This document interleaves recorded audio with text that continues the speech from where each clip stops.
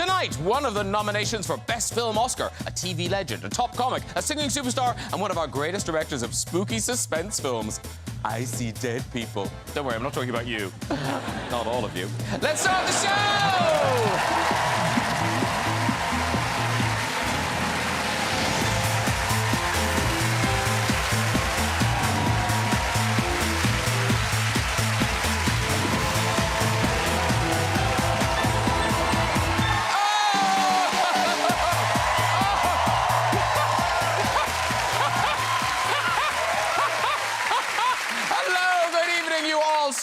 Welcome to the show. Great lineup for you tonight. I tell you, you are in for an exciting ride, so fasten your seatbelts. I mean, only if you can be arsed. Yeah.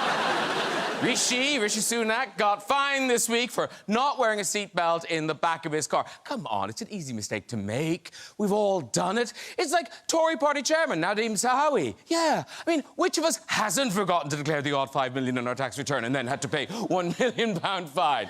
Give the guy a break. How many millions was it again, Nadeem? All right. And what chance is there you're going to resign over this? Oh, yeah, zero. Yeah. He's good with the numbers, isn't he? Good with the numbers. Nadeem claims it was all just a careless mistake and insists he's as honest and trustworthy as the next man. Okay. Let's get some guests on! Later, we'll have music and chat from singing sensation Sam Smith, everybody! They are here. But first, he's a top comic, writer and podcaster. It's the hilarious Mr. Rob Beckett, everybody!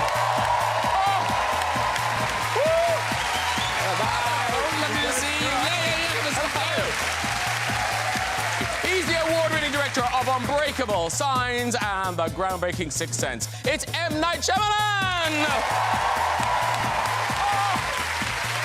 Yeah! Hello, sir. Very nice to see you. Have a seat too. She rose to fame in the global hit Buffy the Vampire Slayer and has starred in films like Scooby-Doo and Cruel Intentions. It's a pleasure to welcome Sarah Michelle Gellar! So shiny, so slinky. Hello, darling. Lovely to see you. Have a seat, go. I need to get out of here. And she's the Emmy and Golden Globe winning star of The Crown, Girl in the Spider's Web, and A Very British Scandal. Now, starring in the Oscar-nominated Women Talking, it's Claire Foy! Hello. Hi. Nice to see you. Have a seat, go. Lovely to see you all. A couple of welcome backs. So first time, welcome to Sarah Michelle Gellar. Thank you. I'm excited to be here. No, lovely to see you. And so first time in the flesh. Thank you for having me. I've been on Zoom with you from Philly. Yeah, but now in the room. It's amazing. Nice Yeah. to see you. It's all right. And we must start with Claire Foy, Women Talking, Oscar-nominated, Best Picture. Yeah. I mean, did you watch it live to see? No. Okay. I watched it back, though, when we got a really loud cheer when they said our film. Aww. Which made me very happy. Because it was W, so it was the last one. The last one, yeah. Everyone's sort of waiting at the end. Yeah, who's got it? Who's got it? Yeah. And will you be going? I don't know. Oh, come on. There's a lot of people in the cast. There's like 12 of us, so it depends who they pick to take with them, I suppose. Oh. Ooh. It's like Hunger Games. That is awkward, isn't it? It is, but, you know, everyone's a winner. Would you be upset if you wasn't invited? It's actually my child's birthday, so I probably shouldn't go. So they'll be upset if you go? Yes. So either way, I'll have a great time. And Sarah Michelle Gellar, I was just talking to Sarah Michelle backstage. We both thought you'd been on the show. I thought I'd been on the show, but I'm telling you, I think it's like that thing where I see you and so you're on TV and I think I know you, but I actually don't know you. But I think it was because Channel 4 days, obviously I was drinking a lot more then. And, More than this? yeah, seriously. More than this, yeah. It's like a bit from Signs, you know, it goes on the water. Good reference. Thank nice. you. I thought it deserved more, actually, too. Oh, no, don't. Show up your arse. But no, because we had lots of the other Buffy people. I guess we just never had Buffy. I just thought... I do get that I look like Seth Green a lot, so that Stop could it. be what it is. Here's the shocking thing. 20 It stopped. Did it stop 20 years ago? A week now, people have been reminding me. But yes, 20 years. Is it lovely or is it annoying that people would still reference it all these years No, later? I love that people reference it. I just don't need the actual date and passage of time. Because then it's like, oh, now we realize how old you are. And so otherwise, I feel like it's maybe a little bit of a mystery. Not really. But no, but aren't there like college courses in Buffy? They're Buffy studies. There are. There's books about it. There's like philosophical discussions, and there are classes. I haven't attended them personally, but I think it's just sort of about all of the theories about what was actually being said and the psychology behind the monsters and what they actually represented, or just my hair. You should turn up and do like a seminar or something. I mean, I would love to, but I would be such a disappointment because, like, people will come up to me on the show. Do you remember an episode, you know, season 5, episode 4? And I'm like, could you tell me what happened in it? And was I Buffy in that one too? Sometimes I get a little. You lived. No, actually, I didn't. I died many times on the stage. That's the point, yes. Yeah, I died many times. I'm an idiot. And Night, I'm correct to call you Yeah, that's Night. great. Okay, good. Okay. So you are famous for directing these films that are very kind of plot and twisty and surprises and shocks along the way. And I heard you in an interview talking about how you don't think there's ever a moratorium on spoiler alerts, that you must never do spoilers. Yeah, I'm you know, even today I was doing interviews for the new movie, Knock at the Cabin, and they were saying, when can we talk about the ending of this movie? I was like, never. Not in this lifetime, ever. We were at the premiere yesterday, and all these influencers now were at the premiere, and they're kids. And they're like, I just saw this movie, Signs, it's incredible. Like, I saw it yesterday, you know? And so it's like this new generation is getting to see these movies, and so I'm like, don't say anything. You guys don't say anything to your kids, please. Just let them watch, so. Did I tell you the most embarrassing story ever? Oh, no. Did you tell the ending? No, not of that movie. Which one? Spoiler alert! Yeah. It's gonna be hurtful. That's not. No, I mean, to my relationship, it almost was. Oh, but oh. no, it's a Freddie Prinze story. We've all seen Sixth Sense here. Oh, my God, don't do it. I'm not gonna give it away. What did he No, just I'm say? not gonna give me a little We're all credit going to here. see a dead person in a minute. We're about 20 minutes into the movie, and I said something just like it popped out, like, oh, is that... And my husband didn't see a movie with me for 15 years. Rightfully so. 15 years. I forgot about that till I just saw you here. Yeah. I'm having PTSD. Oh, my God. Did you ever get called M&S? Yes. Have you been saving that up all day, Rob? I'm going to... That's all I've got. You got a whole routine to do with this. It's good. What, M&S? Oh, no, it's just big shop over here, M&S. Oh, really? Oh, I got it. Marks and Spencer. I was Marks and at... Spencer, Yes. yeah. I didn't even get that, sorry. It's not just a film. I tell you what, if you're hanging around for a bit, they do a dine-in for 2 we could share. And you'd probably get a discount. Right, we start tonight with Claire Foy's Oscar-nominated film, Women Talking. It's in select cinemas from the 10th of February, and then it'll be everywhere from the 17th. So the premise of this film is extraordinary. So tell us about these women and the situation they find themselves in. So, it's based on a novel which was based on a real-life series of attacks that happened in a Mennonite community, which is a devoutly religious community, where these women would wake up in the morning and have no memory of what happened the night before, but they would often have injuries or they'd be pregnant. And they were told that they were mad, or they were told that they were kind of making it up for attention. And then they realised it was actually a group of men in the colony who were drugging them and then abusing them while they were asleep. And the film follows basically these group of women who have basically been told that they're going to represent the rest of the colony, and they have a choice to make. There's been a vote whether they stay and fight, they leave, or they stay and do nothing, and they have to basically sit in a hayloft and decide what they're going to do for the rest of the women in the colony. And one of the great pleasures of the film is this great cast. Yeah. It's not just Claire Foy, everyone. No, thank God. I mean, you'd pay for that. But, no... There we all are. There they are. Jessie Buckley, there she is. Frances McDormand's not in there. No. Is that where they're getting told who's going to the Oscars? Yeah, exactly. Rudy's about to throw up. Yeah, Jessie's like women really talking annoying. then. But the one thing that got us through, basically, filming it, it was great. We had a great time. We had no hair and makeup at all, and were wearing those beautiful polyester, authentic Mennonite dresses. And we were just like, at the end of this, we're going to go to a party, we're going to wear makeup, and we're going to be allowed to, you know, shave our legs, which we weren't allowed to do. So we were just thrilled that this might be a possibility at some point. But apparently the not shaving your legs thing, didn't they think you were cheating? No. So Rooney turned out she's had all her hair removed. Yeah, that's a secret, but sure, she has. Whereas I just had real flashbacks of... And I sort of resented myself for not... I thought, this is going to be a real moment of empowerment, and actually I was like, oh, God. Just reminded me of puberty and just... I was like, please let me shave my legs, please. Wasn't there a thing about your eyebrow? There was a thing about my eyebrows, yeah. I know, is that a hard story for you to tell? No. OK.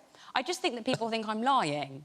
So, these are my eyebrows, and... Liar. That's basically what I got, like, they were like, you're secretly plucking your eyebrows. I was like, I swear I'm not. I basically always have the same eyebrows. Anyway... So, do other people have different ones? Yeah, because you pluck them. Oh, really? Yeah. Well, This is... they're your eyebrows? These are my eyebrows. OK. My own homegrown eyebrows. Anyway, they weren't good enough. They didn't look, you know, bushy enough. And so what I thought was I was going to have, like, a 5-minute makeup call, like, at the beginning of the day. I then painstakingly had eyebrow hairs glued onto my eyebrows, which I don't think you'd ever tell, but, you know... Well, I'll tell you what. Well, let's watch a clip. This is you and the rest of the women basically discussing your options. Yes. What if the men who are in prison are not guilty? Mother, Oh, child. why are you asking if Jude, they're... shush. We caught one of them. I saw him. But only one. Yes, only one, but he named the others. But what if he was lying? We must consider this. No.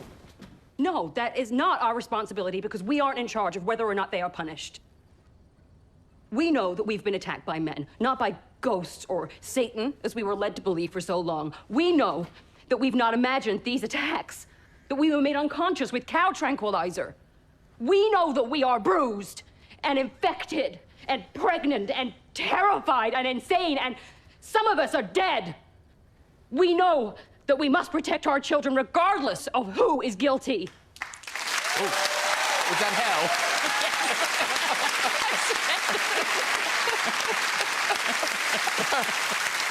Sometimes I feel actors are fine with it, and I felt like, oh, Claire's not enjoying this. But it's shouting.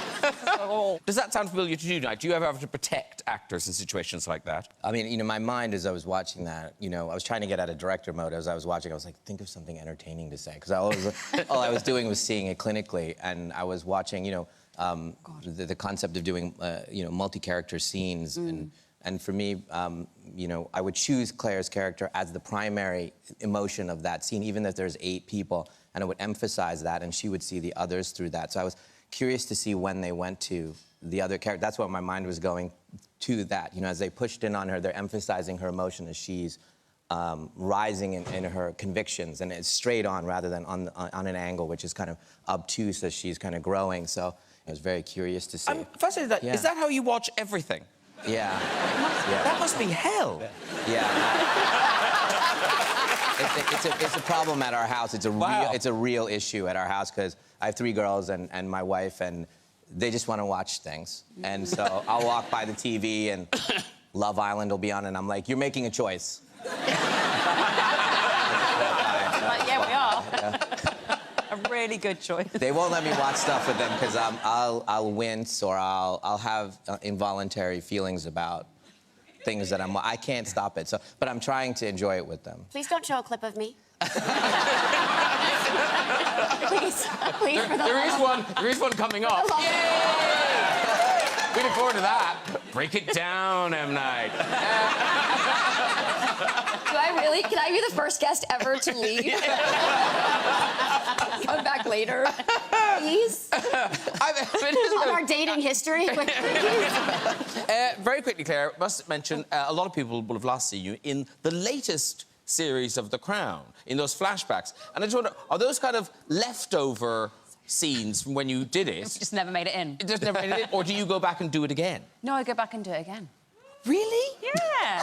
I mean, it's nice of you, but... It doesn't feel that weird. I think because it's normally only like half a day. And it's normally very relaxed and casual, and I feel like I sort of add on at the end, and I sort of rock up, and there's like half a boat, and I stand there and do some stuff. But yeah, it's a lovely thing to do, and I really love Imelda. I think she's amazing, and so... And that was a transitional thing to help the audience know that there was a new... I don't know, I just went back and did it and had a nice time. It's that one. Because weirdly, you nearly got to act with Rob Beckett. You were nearly in The Crown, weren't you?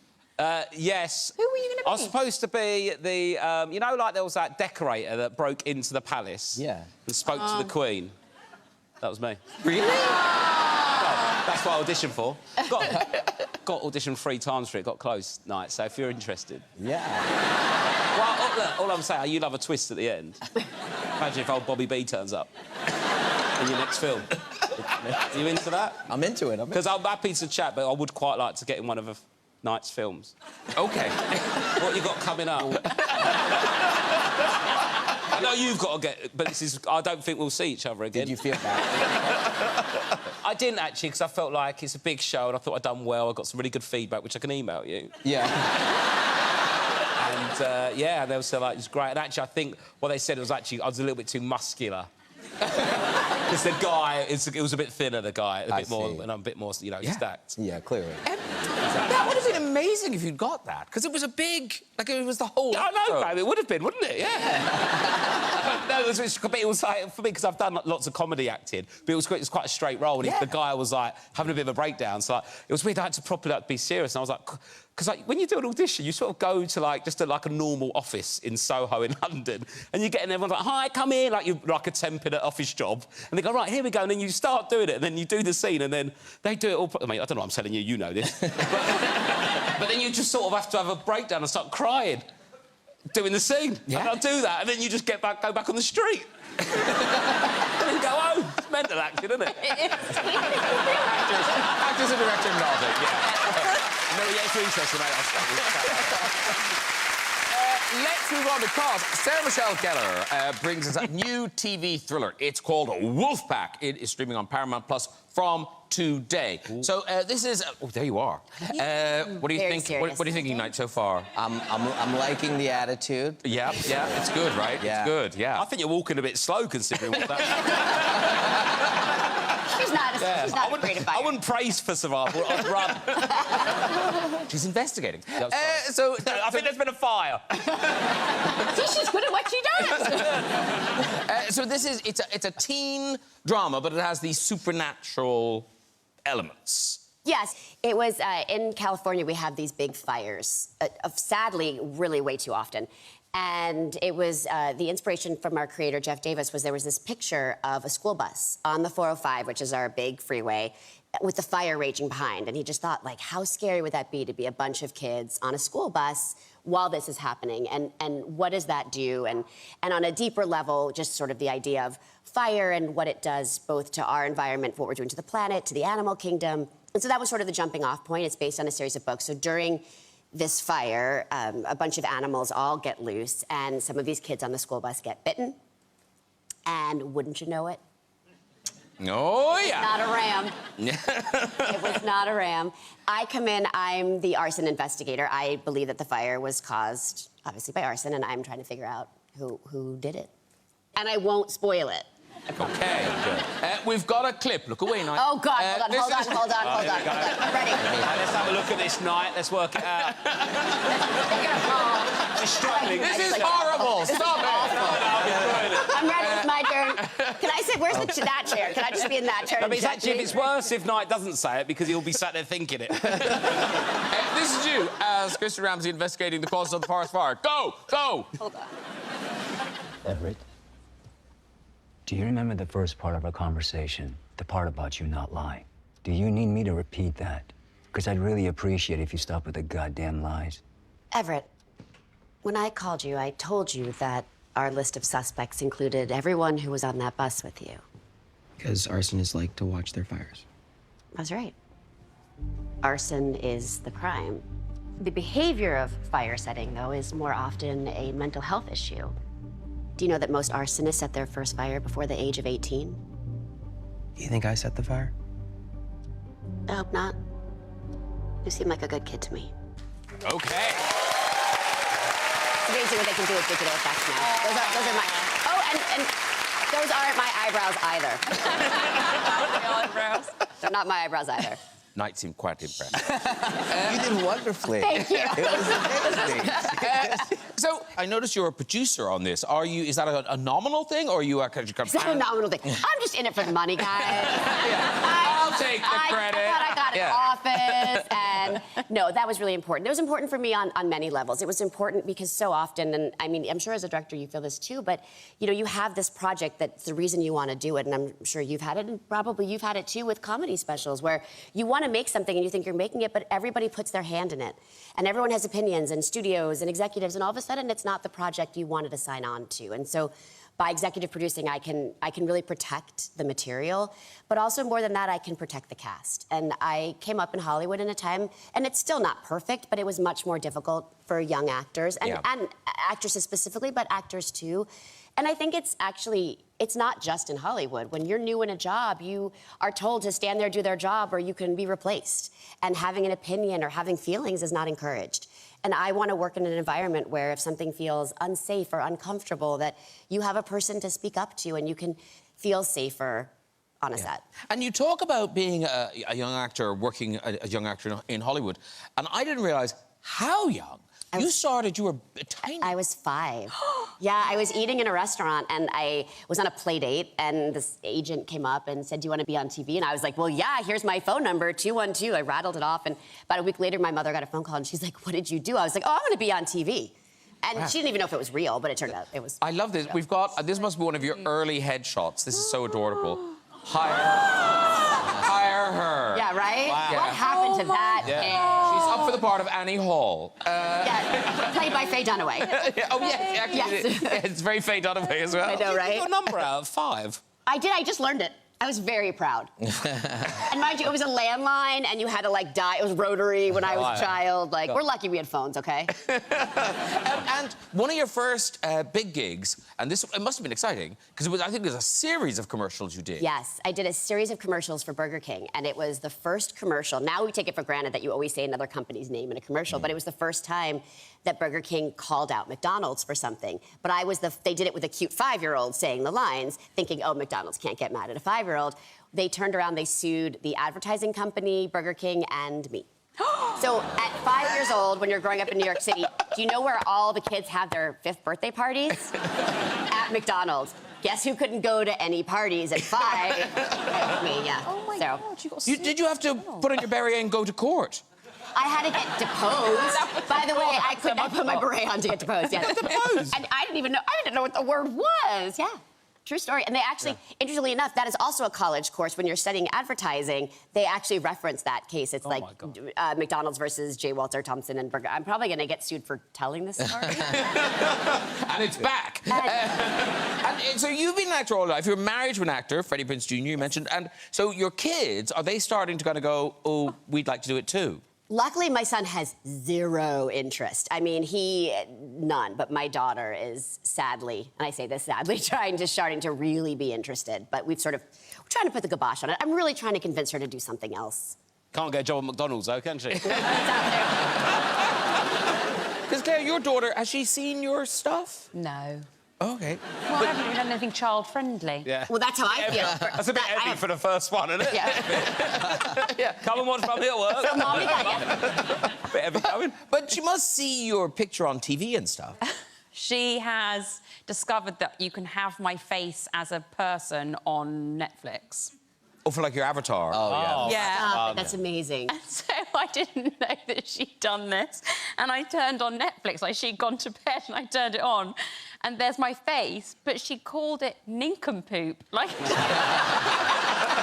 I don't think she's ever called anyone a nincompoop, but she spelt it perfectly, and it's just my face. And does it come up and go, are you still watching this nincompoop? This is what you like to watch. I was going to say, what did it recommend you watch? I can't go anywhere near it, but I also can't delete it because I'm quite proud of how she managed to find it and do that. Yeah. And at night, you have encouraged your daughters to get into the business. Yeah, I mean, they kind of, not in the kind of acting side necessarily, but one's a musician and one's a film director and film writer. And they both study we did the kind of Asian parent thing where, you know, very into ballet and classical piano. So the older one kind of studied classical piano and concert piano for 11, 12, 13 years, and then started singing, and then has gone on tour and all that stuff. And then the other one studied ballet for most of her life, and so We need to up our game. Yeah. My daughter can spell nincompoop. You're done. You can actually, you're done parenting. There was a company that wanted to do a kind of reality show about our family. I'm like, this is the most boring show of all time. It'll be like, the finale will be like, let's talk about that A-. What happened? What went wrong? Can I see my daughter to you for a month? Do you want one more? Just like, I would be so happy with that A-. Can we talk about that? By the way, I was just thinking, we came sometime, we grow up together, kind of thing, and watching you, I was like, I still feel this way, very uncool, and watching you were like the epitome of cool, like, and when I was watching you, so it's even meeting you backstage, it was like I started to feel like that middle school, a high school kid again. I'm like, oh my God, the cool girl's talking to me. Oh, that's lovely. Now, I can tell you that M. Night Shyamalan's latest film is called Knock at the Cabin. It's in cinemas from next Friday, the 3rd of February. So this is your baby. You adapted it. You've directed it. What can you tell us about it, maintaining all spoilers? Well, basically, the story is about a family that goes on vacation, and they're in this cabin in the woods, and these 4 individuals break into the cabin and inform them that they've been having visions that the world's coming to an end, and the only way to stop it is if they voluntarily choose to kill one of their own family members. No. I know what I would do. Who would go? Yeah. I know what I'm immediately dead in my house. Even a dog would survive. Yes, your story wouldn't be that suspenseful. Yeah, I know. Yeah. I'll do a different film. Look, before we talk about it some more, let's watch a clip. This is the strangers trying to reason with the couple in the cabin. You have to understand that we cannot and will not choose who is to be sacrificed for you. And just as importantly, we cannot act for you. You cannot kill yourselves. We're not choosing anyone. We're not sacrificing anyone. Not now, not ever. Even if it means the death of everyone else in the world? Yes. Even if I believe the world was at stake, which I don't, that's what it means. I would watch the world die 100 times over before having to... Christ. Waste of time. They're never gonna choose to do this. And I don't blame them. Whoa. What did you think? I was like, as I was watching this, someone brought water. I was like, don't distract yourself. My clip's on! And was that Ron Weasley? Rupert Grint. He's good, isn't he?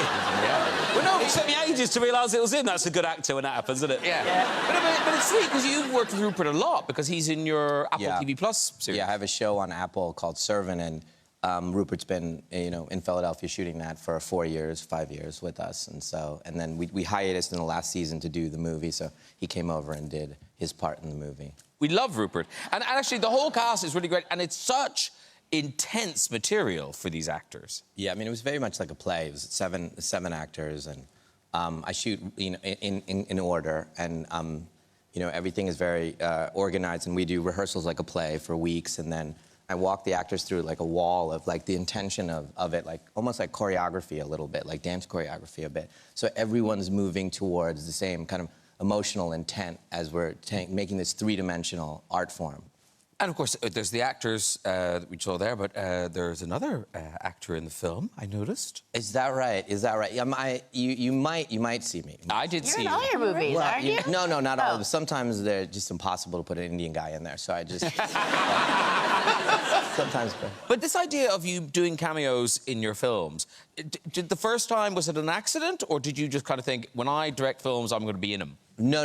Actually, the very first movie I made when I was 21, it was set in India, and I was one of you guys. I was the lead of it, and no one saw it except my family. And it was like, and my dad said to me, "Put white people in your movies," and I said.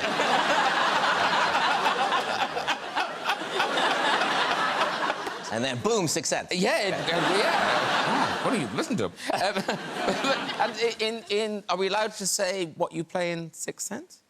Sure, I mean, yeah. But you're a doctor. Well, yeah, my family's all doctors. We have, 14 doctors in the family. My parents are both doctors, so when I said I was going into the arts, it was quite a bad moment in the Indian family tradition, And of course, there was no one before me to say, hey, look at this person. So it was really like saying I wanted to be goth rock and roll band or something. It was very, it was a sad moment, and so at least I got to play a doctor. Yeah, that was, we love that. And have they ever been impressed? Have they ever kind of understood how successful you are? Well, it was, I think, resistance until it became, then my dad was buying every magazine that I was on and everything like that and handing them out. And he'd buy, my dad would buy, gum with his credit card so that they would go, wait, are you related to? I am, that's my son. Sweet. And then you got invited to the White House. I did. I went, I've been invited a couple times, but the first time I was invited, I was so excited, and I said, oh, my God, let's go to my parents' house and tell them that the president wanted me to come over. And my wife's like, that's a terrible idea. And I was like, no, this is going to make them so happy. I go there, they're watching TV, and my mom's cooking something. I said, I have news. And then they were like, what? They turn off the TV. My mom turns off the stove. What is it? And I said, going to the White House. The president, wanted to have dinner with me. And my mom's like, oh, my God, maybe something good will come from this. Mom, he's not going to give me this estate or make him an ambassador. The dinner is the thing. Good thing. Yeah. The good things happen. Total immigrant mentality. Very good. Now, ladies and gentlemen, if you liked Rob Beckett's podcast, Parenting Hell, and his book, Parenting Hell, then you'll love his new live show, Parenting Hell. It starts in Manchester on the 14th of April. So this is you and Josh Whittingham taking to the stage. Yes, so we do the Parenting Hell podcast, and then we've done a few little live shows, and now we're putting them on in arenas now, which is a bit scary because it's quite... And how... I'm actually doing all right, so you better be a good payer. But obviously the podcast is just kind of free form and you're talking, and so does the live show start with a bit of what happened yesterday and then go into kind of set pieces that you know? Well, yeah, so if we just did the podcast where we do a chat episode of me and him talking about our week and our kids, and then we have different guests on and stuff, but if we just did that, it would get a bit sterile. So, because we've done the warm-up dates, but we've got loads of space for that, but also loads of sort of set pieces and audience involvement. If you've got 15,000 people there, get them involved. So we've got games and things and ideas to, interact with the audience. When I did my stand-up show, my stand-up show, Wallop, I spoke to the audience first, 20 minutes. We loved that interaction, me and Josh, with the live audience. So, yeah, it's sort of the best of the podcast, but making the most of being in a big room with so many people. And obviously it's about your kids and about being parents. Yeah. But do your children... do they have any idea what you do? Do they have any understanding of what you do? I'd say they've got absolutely zero respect for me. They're aware that I'm on the telly doing things. It's more their schoolmates in, the older years that will be allowed to watch, because my stuff's on later at night and stuff. But, yeah, one of their friends came up to me and I saw you on the telly and you said the F word. Ooh. And I went, well, your parents keep you up too late. But it's difficult because some of the stuff, a lot of stuff you've done, you're the big Hollywood films and all that kind of director, and Buffy's sort of iconic. On one of my shows, Raw Match, I got a colonic. It's really just sort of trying to keep them away from it. But then they could benefit from it going forward. But when you're in Knight's movie, it'll be great. There you go. Yeah. Can you get me some respect from my kids? I like that the whole show is now just manifesting a film role. I just think, though, if this guy's like surprises, if I bowl out at the end, we're on to a winner. What a twist! And also, when we have to do all the... one sec, Graham. Because obviously, when you have a film, you're going to be going off and you'll be going all around Europe, around America, selling it all right, and I'm a bit of a laugh. I can go with you. And that'll be fun. Because it's boring on your own, isn't it? And then they're like, oh, how did you get together? I'm like, well, you never guess. And then everyone we go and we tell this story of how we met. What a great couple of weeks we'll have. And that's good promotion for this show, because you can show a clip, yes, and then I'm on board. I'm on board. I think we'll make it happen. Make it happen. We could be the sisters. Yeah. And also, it's a really inspiring story, because I've come from absolute scum. I'm a market trader. It's amazing I've got here. Never mind the next level. You could be a part of that. You mentioned Wallop there, your special. Yeah. That's on Sky? Yeah, it's on Sky and Now TV on demand. I was on tour for, about 4 years with COVID in the middle. I finally filmed it in Southend, and you can watch it on Sky and on Now TV. So loved it. And Rob and Josh's show is called Parenting Hell Live, and tickets are on sale now. Yeah, Wembley and Nottingham. Wembley and Nottingham. They're the ones I've got mentioned. Okay. Wembley and Nottingham. I can't stress Nottingham enough. If you, where's the camera? If you or 3,000 or 4,000 of your closest friends, please come down. Is there a shortage of babysitters in the Nottingham area? Well, maybe that's it. I mean, if you are a babysitter, have a look at the dates and just leaflet. Right, time to meet tonight's music guest. This pop superstar has sold over 35 million albums worldwide, won 4 Grammys, 3 Brit Awards, a Golden Globe and an Oscar. Now, celebrating their 4th studio album, please welcome Sam Smith, everybody! So tall! Lovely to see you! Meet everyone! Good to see you. How are you? Sarah. How are you? Knight, Rob. There we go. Sorry, my arm is in your No, you're fine. You're fine. I got you. That's the right direction to go. I'm keeping my eyes elevated. My eyes are up here. Sorry. Hello, Sam Smith. Hello. Welcome to the show. Thanks. It's so weird. We were talking about scary, spooky things, and you lived in a...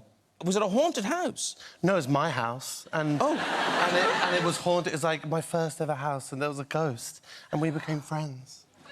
Yeah, she's a nun. Okay. Yeah, she's still there. You moved out. Yeah, I moved out. She can't move out. Did you see the ghost? Or just know the ghost was there. First few nights, it was freaky, and things got a bit weird. I heard things in the house. And then my friend said to me, basically, if you hear it at night, sit up and just clap your hands and speak to the ghost. And I, like, sat up in bed and I clapped my hands. I was like, listen, babe, I need to get some sleep. and then she started to work with me. Okay. And it was fab. Wow. Ghost Whisperer, Sam Smith. Now, this is exciting. Your 4th studio album out today, ladies and gentlemen. It is called Gloria. It is called Gloria. And Gloria isn't a person. Gloria is more a state of mind. Yes, it's like a spirit. I think it's my mother's voice that's inside my body at all times telling me what to do. Okay. Yeah. And I like that. Is it actually a nod to the Laura Branigan song? Of course. I mean, Gloria is a weird word for me because I grew up singing it in church, and then you go to gay bars and you heard it in gay bars with Laura Branigan's music. So it's like it's a word that has weight to it, and it kind of symbolises the last few years for me. Okay. And the music, you talk about how it kind of works through the week. Yes. We start on a Monday. Okay. And things are quite chilled. Okay, that's the vibe. And then it picks up midweek, hump day, which is fab. And then it gets to Friday and Saturday are just wild. Wild? Yeah. Okay. Is Craig David OK with that? Well, it's Friday night tonight, so what are we getting tonight? I'm not sure. Friday is the song I'm going to sing tonight. It's called I'm Not Here to Make Friends. I'm not here to make friends. Yeah. Now, have I made this up, or is that something that came from going on dates? Yeah, I went on a date with this guy, and people friend zone me a lot on dates. And I went in the studio the next day, and I was like, I'm sick. I've got enough friends. I don't need any more friends. And so the song's about that. Oh, OK. Yeah. And apparently the video for this song caused a bit of a sensation. Yes. It's my favourite headline I've ever had. Oh, what was the headline? I think it was Sam Smith horrifies OAPs. We basically... It's set in a castle. It's like King Henry VIII's castle. Nothing seedy went on, guys. It wasn't weird. Nothing... But am I right? It was still open to the public when this was happening? Yeah, they had Christmas parties. Yeah, they were working around us. OK. They had no idea what was going on in the rooms. They just... Imagine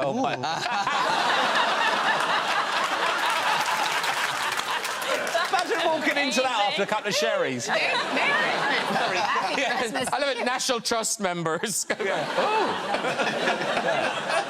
dad's 78. I think he'd be absolutely delighted if he walked in. Weirder things have happened in that castle, let's be honest. listen, right now, we get to see you perform here. So if you'd like to step carefully across... Sorry. I thought you were chatting as well. There you go. OK. You have your stage awaits, your band awaits. There they go. OK. All right. There they go. Are they ready? Yes, they are. Here performing I'm Not Here to Make Friends, it is Sam Smith.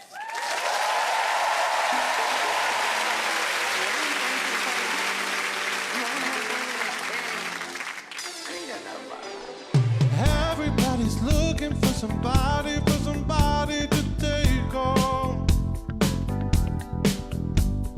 I'm not the exception, I'm a person of a body to love on. If you want it bad tonight, come by me, drop a line, put your aura into mine. I could fill you up with life, I could ease your appetite. No, you've never been this high. Cause I'm not here to make friends. No, I'm not here to make friends. No. I need a lover. I need a lover. I'm just being honest, baby. I just need a partner when the lights come on. 30 almost got me and I'm so over lost. So if you want it bad tonight, come by me and drop a line, put your aura into mine. Cause I'm not here to make friends. No, I'm not here to make friends. No. I need a lover. I need a lover. I need a la la la la la la la la. I need a la la la la la la la la. I need a la la la la la la la. I need a lover. I need a lover. Everybody's looking for somebody to take home. I'm not the exception, I'm a person of a body to love on. I'm not here to make friends. No, I'm not here to make friends. Not here to make friends. I need a lover. I need a lover. I need a la la la la la la la la. I need a la la la la la la la la. I need a la la la la la la la la. I need a lover. I need a lover.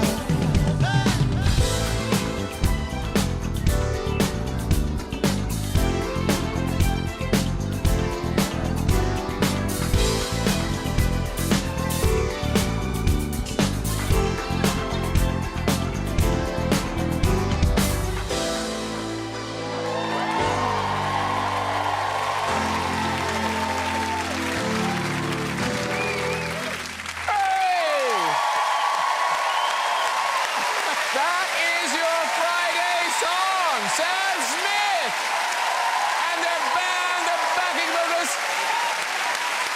Come on back, Sam. Careful, careful. Oh.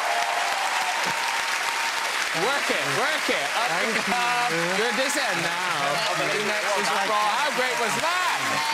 I know you said no more friends, but if you want one, I'm here. Oh, I'd love to be. Okay, I know you said no more, but I would love to be your friend.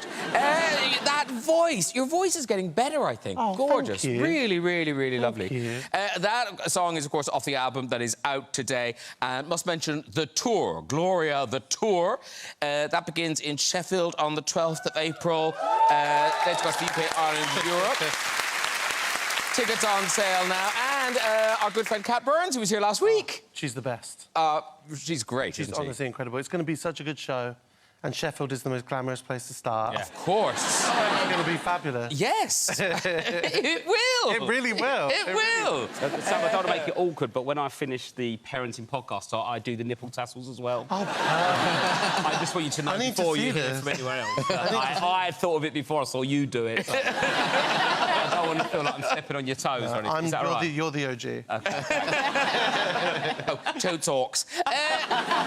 Listen, good luck with the tour and the album. Sam Smith, everybody! Thank you so much for being here. OK, that is nearly it. Before we go, just time for a quick visit to the big red chair. Who have we got? Hello. Hello, Graham. Hi, what's your name? Philip. Philip, lovely. And what do you do, Philip? I teach surgeons robotic surgery in the NHS. Wow. Well done. Yeah. Wow. You might be good at it. It's going, well done. I'm going, he might be shit. I just heard NHS and clapped out of panic. Robotic surgery. Wow. OK, off you go with your story. So I was at a medical conference, and I'm all suited and booted, and the food was rubbish. So I decided to go across the street to a Mexican fast food place. And I was in the queue, and I noticed the woman behind the till was missing an eye. And she didn't have a fake eye. She had absence sans eye. So I was looking. I was like, oh, gosh, don't look her in the eye. Don't look her. And so I walk up, and I go, hello. And she says, hello, Philip. And I said, oh, geez. How does she know my name? Do I know her? Did I do that to her eye? I don't know what's going on. And then she says, she looks at my lanyard, and she says, your name's on your chest. And I go, oh, wow. Well, good eye. You can walk. You can walk. That's a good story. He told that story well. He told a good story. I've got one... He killed it. He killed it. Didn't need to know it was Mexican food. Just saying. Should we try one more? Yeah. OK, one more. Here we go. This is the one. Hello. Hiya. Hi, what's your name? I'm Kat. Kat, lovely. And where are you from, Kat? From London. Oh, right. And what do you do in London, Kat? I'm an account manager for a biscuit company. Ooh! Plain chocolate? Lots of different ones, lots of cookies, wagon wheels, jammy dodgers. Ooh, lovely. Kat, off you go with the story. OK, so when I was at university, I wanted to earn a bit more extra money, so I started a job as a chlamydia tester in clubs and bars. As you do. You can walk. That's a great story. Right there, that's a great story. He's on the couch. OK, so you're now a chlamydia tester. Yeah, to make some extra money. Hand out little pots for guys to wee in and little swabs for girls. And in exchange, they'd get a free T-shirt or some sunglasses. So this one guy, he took the pot, went to the toilet, and he seemed to be taking a really long time. So we're getting a bit worried, like what had happened to him in the toilet. It was about 15, 20 minutes. So he came out eventually, and he was really hot, sweaty. He kind of looked really uncomfortable. And then he handed me this little pot of white, thick liquid.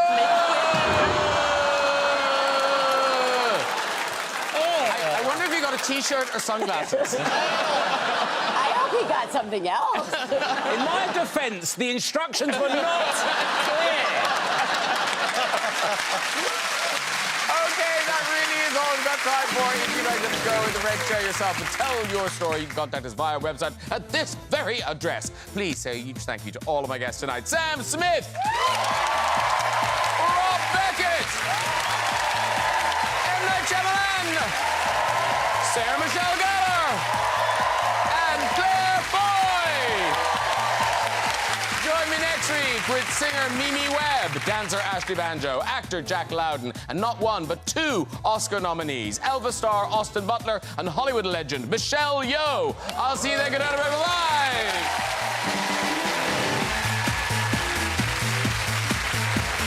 Mind games across the pond in the Traitors US with Alan Cumming. Press red now to watch on BBC iPlayer. From weekend road trip to going on the run from the police. Thelma and Louise, the film here next on BBC One.